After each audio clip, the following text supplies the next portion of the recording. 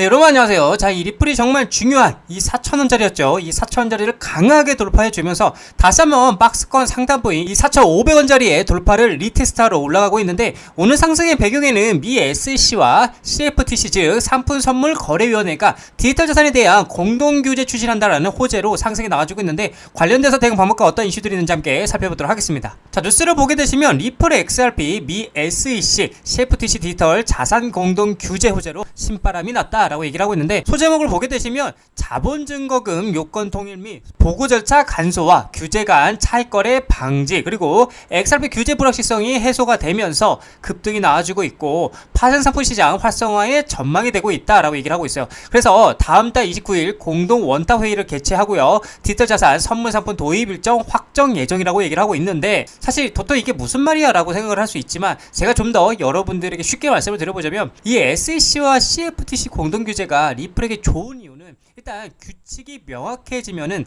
이 불확실성이죠. 이 불확실성이 줄어들게 되니까, 지금까지 리플은 증권이 아니냐라는 논란이 있었는데, 공동규제가 생기게 되면서 상품 즉 코인으로 인정될 가능성이 높아진다라는 거예요. 자, 그리고 은행이죠. 은행 금융기관에 쓰기 쉬워지는데, 이게 무슨 말이냐, 규제가 명확하게 되면, 그죠? 규제가 명확하게 되면 법적 리스크, 그죠? 이 법적 리스크 없이 리플을 어떻게 채택 가능성이 높아진다라는 겁니다. 그렇다 보니까 기관과 그리고 ETF 유입 가능성이 높아지게 되는데, 규제가 정해져야 뭐 ETF든 대형 투자자들이 불확실성 해소로 인해서 본격적으로 들어올 수 있게 된다라는 거죠. 그래서 결론은 규제가 생기면 오히려 누구에게, 이 리플에게는 더 안정적이고 공식적으로 인정받을 길이 열리게 된다라는 겁니다. 자, 그렇다 보니까 블랙록이 리플 스웰에 합류하게 되면서 XRP ETF에 대한 기대감도 커져가고 있는데, 자, 뉴스를 보게 되시면 블랙록 리플 스웰 2025 합류 XRP ETF 가능성이 들썩이고 있는데, 자, 내용을 보게 되면 자사운용사 블랙록의 디지털 자산 디렉터 맥스웰 스타인이 11월 뉴욕에서 열리는 리플 스웰 2025 행사에 연사로 참여할 예정이라고 지금 얘기를 하고 있는데,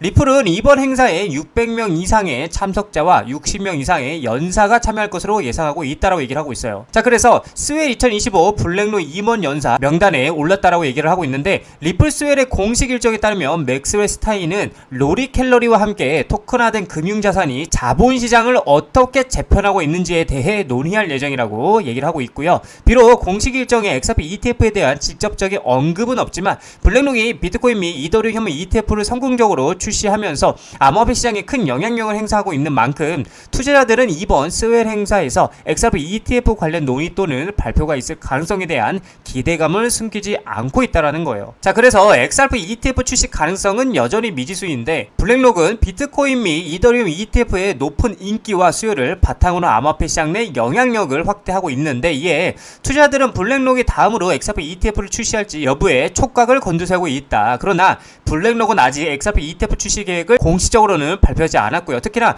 블랙록 최고 경영자 레리 핑크는 관련 질문에 대해 계획이 없다라고 답하면서 여러 차례 즉답을 회피해 왔다라고 지금 얘기를 하고 있어요. 자, 그래서 리플 CEO 브리트 갈링하우스 또한 XRP ETF가 XRP 커뮤니티에 적합할 것이라고 언급했으나, 자산운용사와의 구체적인 협상 가능성을 시사한 적은 없다라는 거죠. 따라서 가까운 시일 내에 블랙록에 의한 XRP ETF 출시가 이루어지기는 어려울 것이라는 관측도 제기가 되고 있다라는 겁니다. 자, 근데 지금 현재 블랙록은 XRP ETF에 대한 소극적인 태도를 보이고 있지만, 그레이스케일, 비트와이즈 등 경쟁 자산운용사들은 이미 XRP ETF 신청을 주도하고 있고요. 최근에는 앰플리파이 자산운용사가 SEC XRP 옵션 수익형 ETF 신청을 제출하기도 했는데, 이제 관심은 SEC가 10월에서 11월 사이 마감되는 XRP 관련 ETF 신청에 대해 어떤 결정을 낼지에 쏠리고 있고요. 잠재적인 승인이 이루어진다라면 블랙록 또한 XRP ETF 시장에 뛰어들 가능성이 커질 것으로 보인다라고 얘기를 하고 있죠. 자, 그리고 최근에 이제 억만장자 고든이 10월 18일을 언급하면서 XRP의 역사적 순간이 온다라며 의미심장한 메시지를 보내기도 했었죠. 자, 그래서 뉴스를 보게 되면 블랙록 현물 XRP ETF 신청을 주저하고 있는 5가지 이유에 대해서 지금 얘기를 하고 있는데, 자, 일단 이제 비트코인과 이더리움과 달리 고객 관심이 적고 규제 불확실성 등 고려한 듯이라고 얘기를 하고 있어요. 자, 그래서 그 첫 번째 이유로는 이제 제한적인 고객 관심이 되겠고, 그리고 두 번째는 규제 불확실성에 대한 신중한 접근, 그리고 세 번째는 경쟁 심화에 따른 수익률 감소 우려, 그리고 네 번째는 커뮤니티 기대와 다른 데이터 기반 전략이고, 마지막으로 이제 아시아 중심의 낮은 글로벌 수요라고 볼 수가 있는데, 자, 여러분들이 아셔야 될 게, 보여지는 이런 뉴스들에서는 이렇게 블랙록이 XRP ETF 관련되어서 부정적, 그쵸? 긍정보다는 이제 부정적인 것처럼 말을 하고 있지만, 실질적으로 보이지 않게 리플과 블랙록 서클은 가상화폐 패권이죠.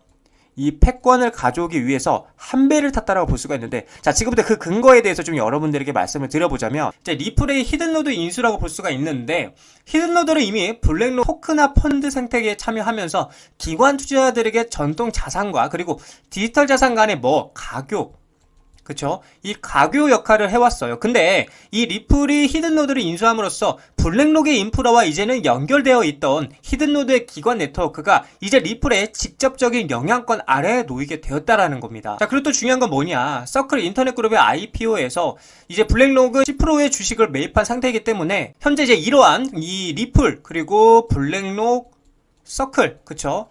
이러한 개별적인 움직임들이 합쳐질 때 우리는 리플의 글로벌 결제 네트워크와 그리고 엑스RP 레저, 서클의 강력한 스테이블 코인의 생태계, 그리고 블랙록의 막대한 기관 자금력 및 전통금융시장 영향력이 상호 이렇게 작용해서 엄청난 시너지를 낼 수 있는 거대한 그림을 볼 수 있다는 거예요. 규제 불확실성이 이제 해소가 되고 기관 투자자들의 관심이 커지는 이 현 상황에서 이 세 기업의 관계는 암호화폐가 전통금융 시스템에 더욱 깊숙이 통합되는 중요한 흐름을 보여주는 뭐가 된다? 지표.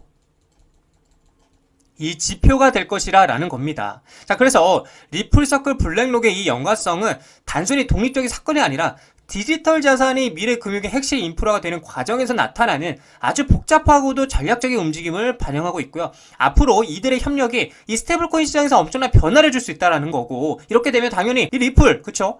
이 리플에게는 엄청나게 크나큰 호재가 될 수 있다라는 관점이다라고 여러분들에게 말씀을 드릴 수 있겠습니다. 자, 리플 차트를 보게 되시면 역시나 제가 말씀드렸죠. 요때와 비슷한 흐름으로 보여진다라고 여러분들에게 말씀드리면서 계속 여기서부터 저는 말씀드렸습니다. 우리는 뭘 해야 된다? 매수를 해야 된다. 겁을 내지 말고 계속해서 매수를 하면서 공격적으로 투자를 해 나가셔야 된다라고 말씀을 드렸습니다. 역시나 4,000원을 강하게 돌파하면서 다시 한번 이 박스권, 그쵸? 박스권 상단부인 4,500원짜리까지 도전하러 가는 모습들이 보여지고 있는데, 전 개인적으로 이렇게 생각해요. 지금도 늦지 않았다. 지금도. 이렇게 상승했는데도 불구하고 어차피 큰 추세는 저는 전 고점을 돌파하고 강한 상승이 나와줄 거라고 저는 보고 있기 때문에 지금도 늦지 않았다는 관점이고, 우리는 연말까지 계속해서 리플을 보유해야 된다라고 저는 여러분들에게 말씀을 드리고 싶은 관점입니다.